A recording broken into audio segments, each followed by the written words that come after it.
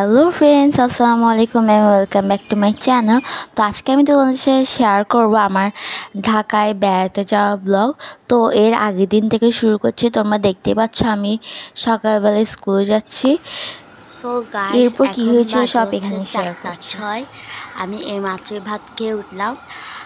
আমি স্কুল থেকে বাসায় এসেছিলাম, সরি ফর নয়, স্কুল থেকে বাসায় এসেছিলাম 1:45-এর দিকে।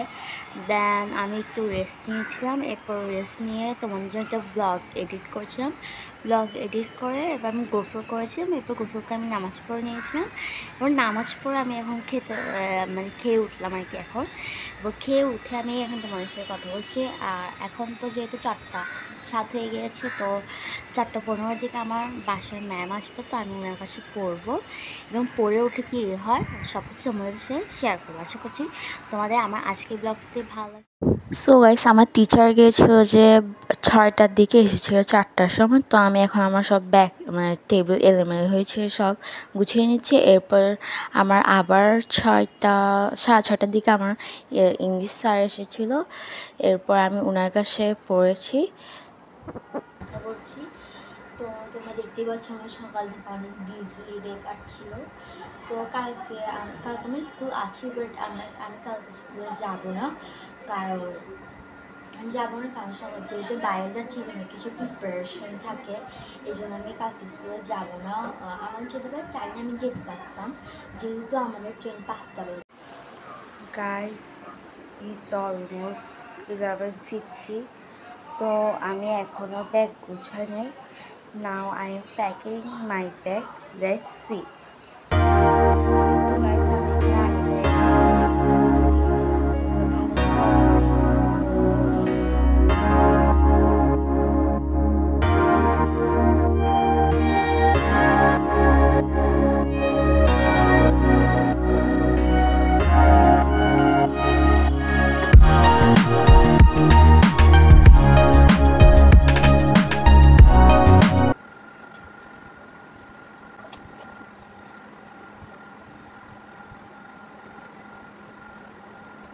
Hello friends, it's almost 12:08.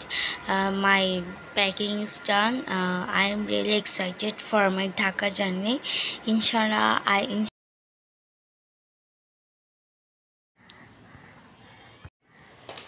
Hello friends, good morning. Welcome to a beautiful morning. So it's now 11:14. Just now I wake up. এখন গিয়ে আমি আমার ব্রেকফাস্ট কমপ্লিট করবো। অ্যান্ড আজকে আমি তো স্কুলে যাইনি, তোমাদেরকে আগেই বললাম। So guys, our packing is almost done. তো যাওয়ার আগে যেসব লাস্ট মিনিট প্যাকিং করে ওগুলো আমি করে নিব ইনশাল্লাহ। তো এখন বাজে হচ্ছে যে 1টা। তো আমার এর মধ্যে যা যা কাজ করা ছিল ওগুলো সব করে নিয়েছি। আর খাওয়া দাওয়া তো অনেক আগেই শেষ। তো আমি কিছুক্ষণের মধ্যে ইনশাল্লাহ গোসল করে নেবো এবং নামাজ পড়ে নেবো। এবং আমি এর মধ্যে একটা ব্লগ আপলোড দিয়ে দিয়েছি, ব্লগ আপলোড দিয়ে দিয়েছি। সো গাইস, 3:07 মতো হয়ে গিয়েছে। সো গাইস, সবাই কিছুক্ষণ রেস্ট নিচ্ছে। আর ইনশাল্লাহ আমাদের সবার লাঞ্চ করা কমপ্লিট। ইনশাল্লাহ আমরা কিছুক্ষণের মধ্যে রওনা দেবো আসর নামাজটা পড়েই। তো তোমরা দেখতে থাকো। সো গাইস, আমি এখন আসরের নামাজ পড়ে আমি এখন রেডি হয়ে নিচ্ছি। আমাদের ট্রেন ছিল 5টার দিকে, তো আমি 4টার দিকে রেডি হয়ে গেছিলাম। তো এখন আমরা বের হয়ে যাচ্ছি। তো বের হওয়ার আগে আমি সব জানালা দরজা লক করে দিচ্ছিলাম। তো দেখো গাইস, আমরা এখন নিচে নেমে যাচ্ছি। সো এখন আমরা গাড়িতে উঠে গিয়েছি। আমি এই ক্লিপটা গাড়িতে উঠার অনেক পর নিয়েছি। এখন আমরা যাচ্ছি বাংলাদেশ রেল স্টেশনে। আমাদের ট্রেন ছিল 5টা বাজে, বগি নাম্বার 5-এ। তো আমরা 4টার দিকে বের হয়ে গিয়েছিলাম। তো আলহামদুলিল্লাহ আমরা বরাবর টাইমে পৌঁছাতে পেরেছি, 4:30টায় পৌঁছে গিয়েছিলাম।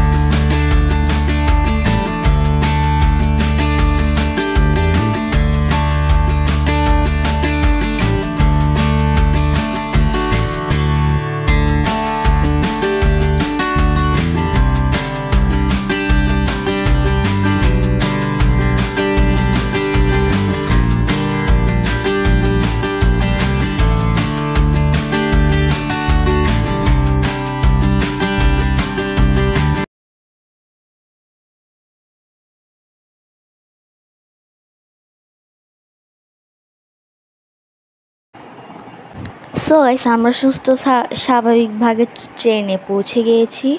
তো এখন আমরা সিটে পেয়ে গেছি। দেখো আমাদের ট্রেন এখন স্টার্ট হয়ে গিয়েছে। আমি ট্রেন স্টার্ট হওয়ার সময় কোনো স্পিড বাড়াইনি, যাতে তোমরা স্টার্ট হওয়ার আসল ফিলটা যাতে নিতে পারো। দেখতে পাচ্ছ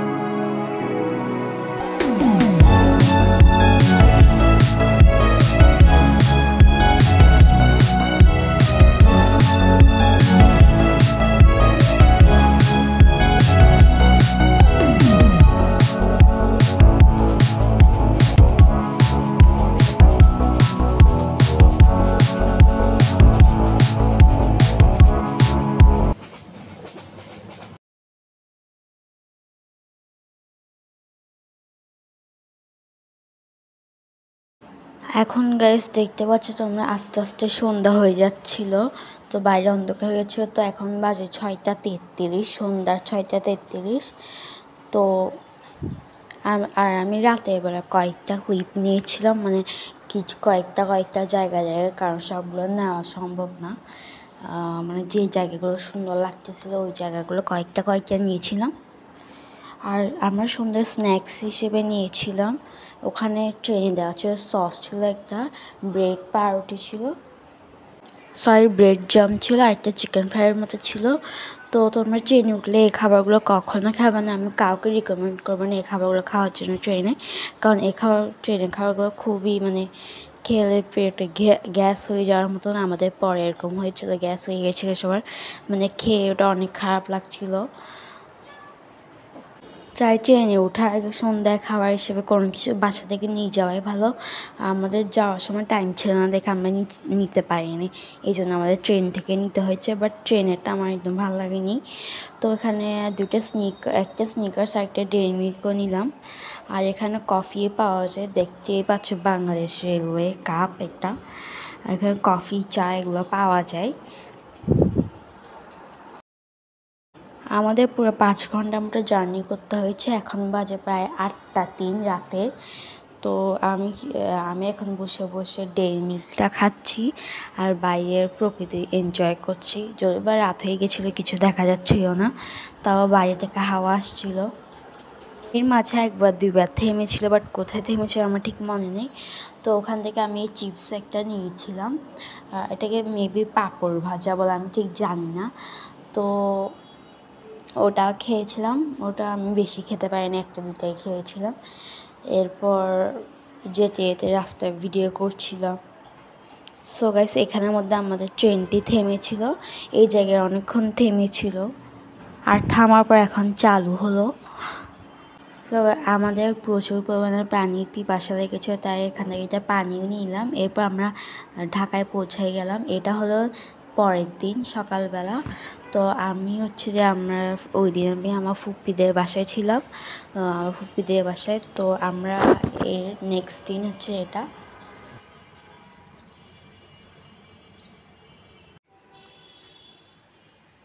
সো গাইস কিচ্ছুক্ষণ আগে আমি উঠলাম, এখন আমি ব্রেকফাস্ট কমপ্লিট করলাম। আর আমরা এখন ঢাকা ইউনিভার্সিটি যাবো। আজকে হলো আমাদের ঢাকার ডে 1। তো আজকে আমরা ডে 1 কী করলাম না করলাম তোমাদের সাথে সব কিছু শেয়ার করবো। আশা করছি তোমাদের সবার ভালো লাগবে। সো গাইস শুরুতে আমরা যাচ্ছি রমনা পার্কে। এই জন্য রমনা পার্কে যাওয়ার জন্য আমরা সবাই রেডি হয়ে নিলাম। এখন তোমরা দেখতেই পাচ্ছ আমরা লিফটে উঠেছি। এখন লিফট থেকে বের হয়ে গাড়ি করে আমরা রমনা পার্কে যাব। তোমরা দেখতে পাচ্ছ আমরা গাড়ির মধ্যে উঠে গিয়েছি। কিছুক্ষণের মধ্যে আমরা রমনা পার্কে পৌঁছে যাব।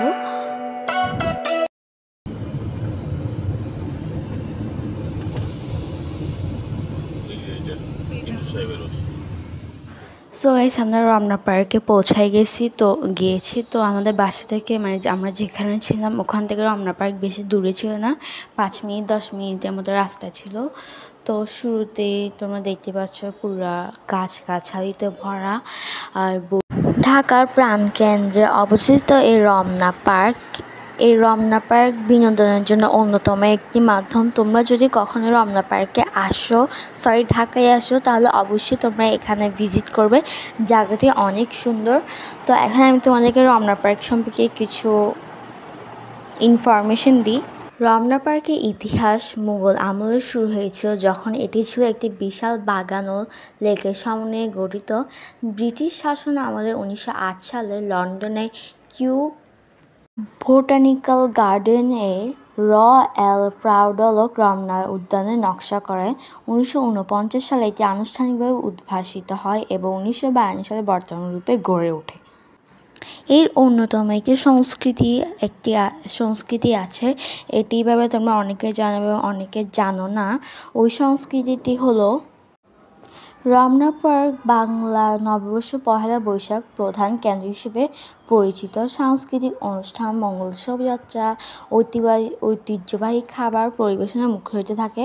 2016 সালে ইউনেস্কো স্থানকে মানবতার অমূল্য সাংস্কৃতিক ঐতিহ্য হিসেবে স্বীকৃতি দেয়। লেকের দিকে যাচ্ছি, লেকটি খুবই সুন্দর ছিল। তো লেকের মধ্যে আমরা কিছুক্ষণ ছবি তুললাম।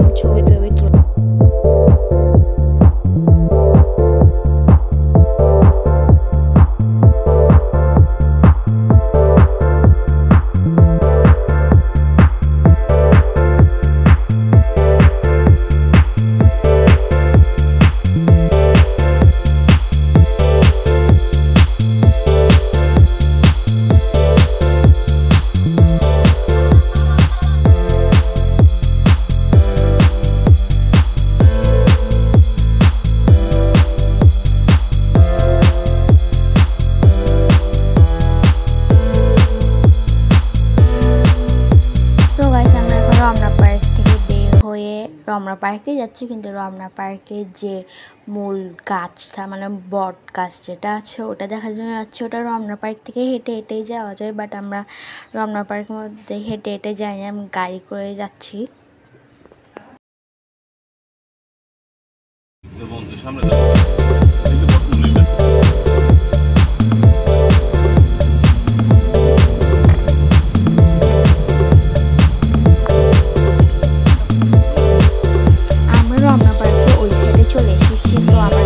ওই বট গাছটা কোনো ভিডিও নেই, তাই একটি ছবি ছিল, তোমরা দেখে নাও। এটা হচ্ছে সেই বট গাছ। তো আমরা ওখান থেকে বের হয়ে এখন যাচ্ছি ঢাকা ইউনিভার্সিটি কার্জন হলে গিয়েছি। তো ওখান থেকে আমরা এখন পৌঁছায় গিয়েছি। তো গাড়ি থেকে কয়েকটা ঢাকায় যদি কখনো বেড়াতে আসো তাহলে অবশ্যই কার্জন হলে আসবা, এটা আসলে খুব সুন্দর। সো গাইস এখান থেকে মেট্রো দেখা যাচ্ছে, তোমাদের বোঝার সুবিধার্থে আমি এখানে মার্ক করে দিয়েছি। আমরা এখানে অনেকক্ষণ ছবি তুললাম, ওই দিন প্রচুর গরম ছিল। এখানে আমরা অনেকক্ষণ ধরে ছবি তুললাম। ব্লগে শেষে তোমাদের সাথে আমি ছবিগুলো শেয়ার করব। সো গাইস আমরা এখন কার্জন হল থেকে বের হয়ে গিয়েছি। তো এখন যাচ্ছি আমরা মধুবন ক্যান্টিনে যাওয়ার জন্য আমরা এখন গাড়িতে উঠে গিয়েছি, কিছুক্ষণের মধ্যে আমরা পৌঁছে যাব।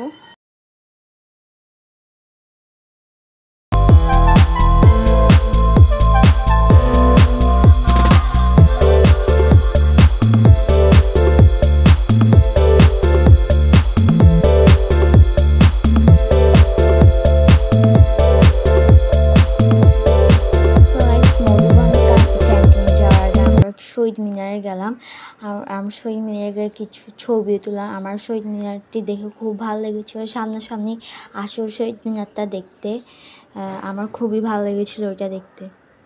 এরপর আমরা শহীদ মিনারের সামনে কিছু ছবি তুললে আমরা এখন আবার গাড়িতে উঠে গিয়েছি মধুবন ক্যান্টিনে যাওয়ার উদ্দেশ্যে। আর এটা হলো বেগম রোকেয়া হল, যেটা সম্পর্কে তোমরা অনেকেই জানো।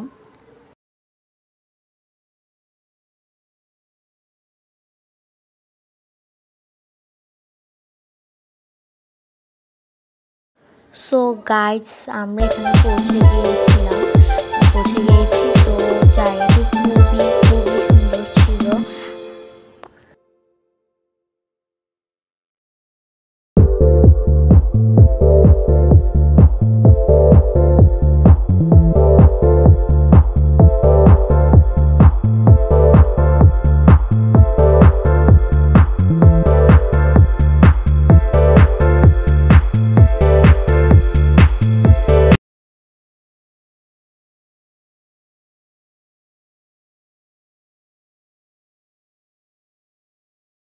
সো গাইস এই জিনিসটি মনে হয় মুগ্ধকে স্মরণ করে বানানো হয়েছে। এটা একটা পুরো বড় বোতলের মতো ছিল, ভিতর দিয়ে সব খালি বোতল ছিল ওখানে। তো আমরা এটা মধুবন ক্যান্টিনের ভিতরে গেলাম, তো মধুবন ক্যান্টিনের ভিতর এরকম ছিল। সো গাইস এরপর আমরা বাসায় চলে এসেছিলাম, মানে ফুপিদের বাসায় চলে এসেছিলাম, কারণ ওই অনেক গরম ছিল আর ঘোরা পসিবল হচ্ছিল না। তখন অলরেডি 2টার মতো বাজছিল। তো আমরা এখন বের হয়ে যাচ্ছি বাসে যাওয়ার উদ্দেশ্যে। সো গাইস এসে গোসল করে ভাত খেয়ে আমার জোরদার একটা ঘুম দিয়েছে। এরপর ঘুম থেকে উঠে এখন রেডি হচ্ছে, এখন প্রায় 7:50 বাজে সন্ধ্যার। তো এখন হচ্ছে আমরা বের হব, মেলায় যাব, মানে পুরো বেলিও ঘুরবো, মেলায় যাব। তো এই জন্য আমি নর্মালভাবে রেডি হয়ে নিয়েছি, মানে এত বেশি সাজিনি কারণ প্রচুর গরম ছিল। তো আমরা রেডি হয়ে এখন নিচে যাচ্ছি, তোমরা দেখতে পাচ্ছো।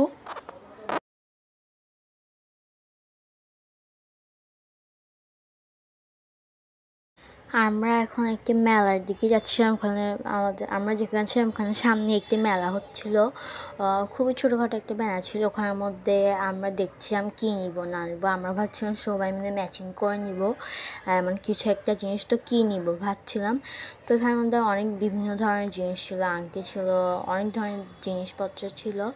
তো ওরা আমাকে ভিডিও করতে মানা করছে, তাও আমি লুকিয়ে লুকিয়ে একটু একটু করেছিলাম ভিডিও, মানে যা পারি আর কি। তো এখানে চুজ করছি আমরা কী নিতে পারি।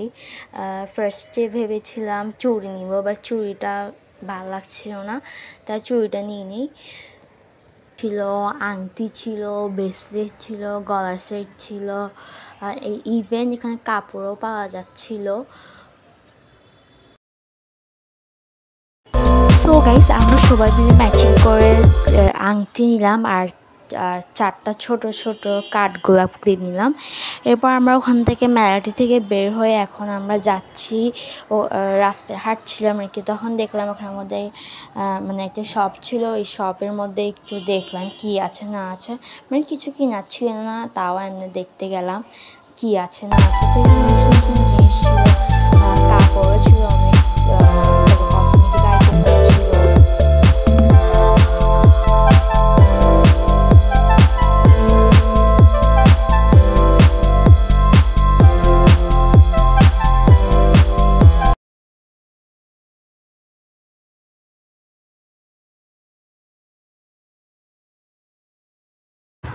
সো গাইস আমরা ওখান থেকে বের হয়ে গিয়েছি, এখন আমরা যাচ্ছি ঘুরির রুফটপে।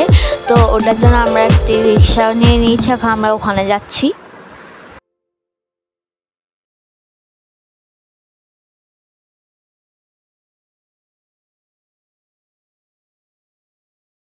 সো গাইস আমরা এখন রুফটপে পৌঁছে গিয়েছি। তো আমি তোমাদেরকে এখন রুফটপে কিছু সিনেমেটিক শট দেখাবো।